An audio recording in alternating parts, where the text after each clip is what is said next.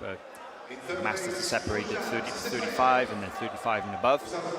Masters 1, Masters 2. And these veteran black belts have tons of experience while still very physically capable of putting on some great shows. So already we've seen some lapel. Carvalho on bottom is, you see he's threaded through underneath the back of the leg. Good sweeping position here. He's going to try and use that foot on the inside of the shin to elevate and either drop into a single leg X. He could potentially scissor his legs, kick out that left leg and knock his opponent's hips to the mat. And there's so many attacks here. He could even just come up and wrestle up exactly as he's doing here with some back exposure. And I feel like if he just held onto that grip a little bit longer, he could have potentially dragged his opponent back into the mat and could have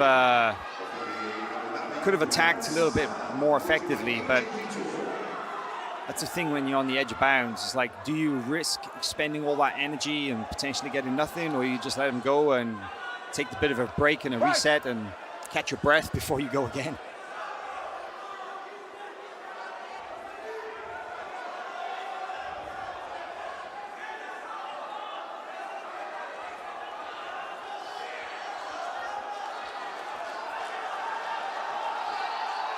Carvalho hunting again for that lapel.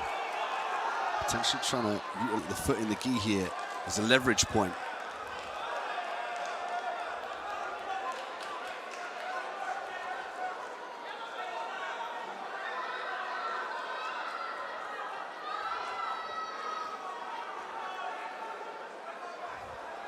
Spinning through into this 50-50 now is Carvalho.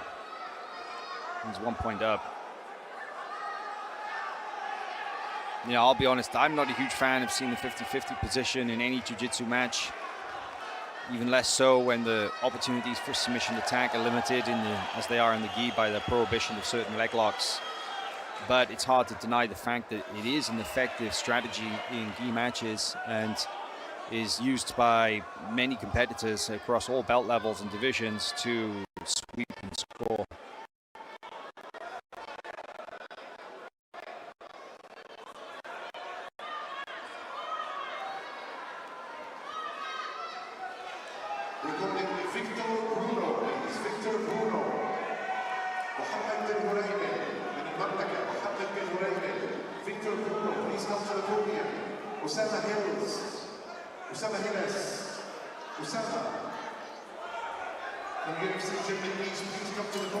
The fight for the footlocks or that topside position.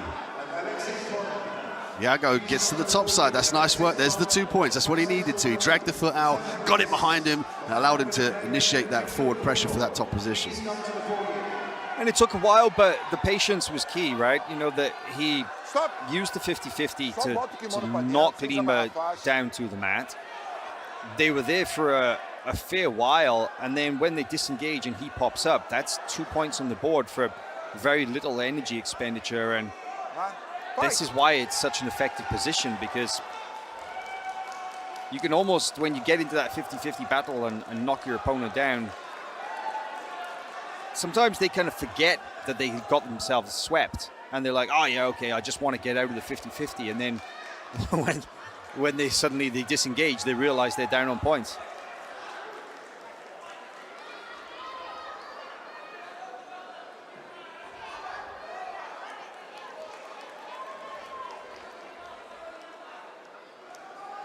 Iago with a 3 point lead here, looking to control from the full guard. Staying active with that grip, trying to strip. And what he's trying to do here is control and prevent that guard pass from leaving that topside position, run the clock, and just maintain that 3 point lead. Lima trying to strip the grip.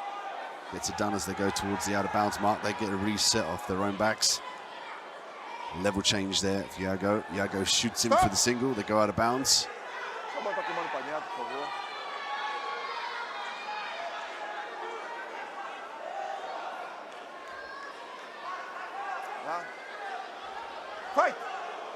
Well, with just 10 seconds remaining, it's pretty much a formality at this point that IAGO Carvalho 3-0. He's going to take this one and will advance now.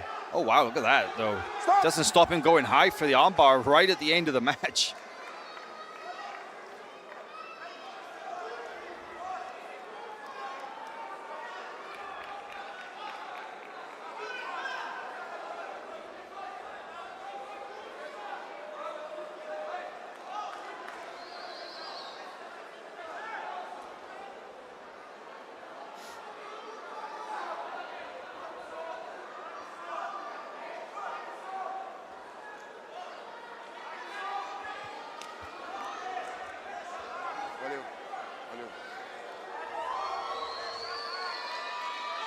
Is that oh so frustrating 50-50, but you can see there when he steps up and he backs out of it, that's where those 2 points come.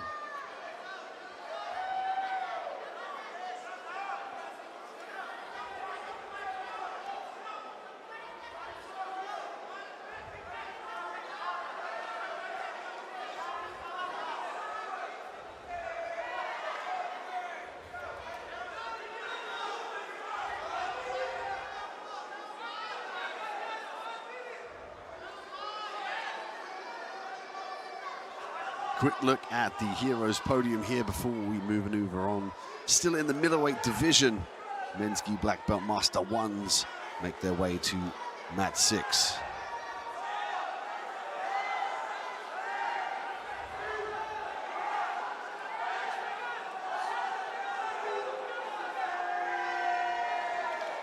Okay, fight!